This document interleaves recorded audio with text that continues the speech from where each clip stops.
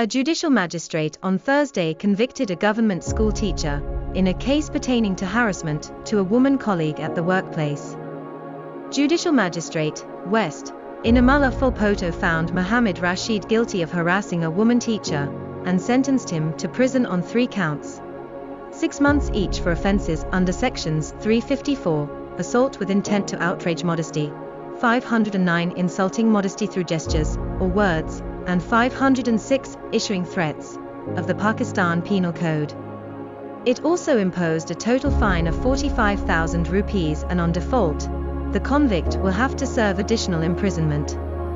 During the inquiry, the complainant produced a video showing the accused allegedly knocking on the door of a room where the teacher was sitting, the court noted. It added that while the door was locked, the accused insisted on opening it. He was also seen in the video speaking to the complainant through a window when the door was not opened. A case was registered at Docks Police Station under Sections 420, 354, 509 and 506 of the Pakistan Penal Code.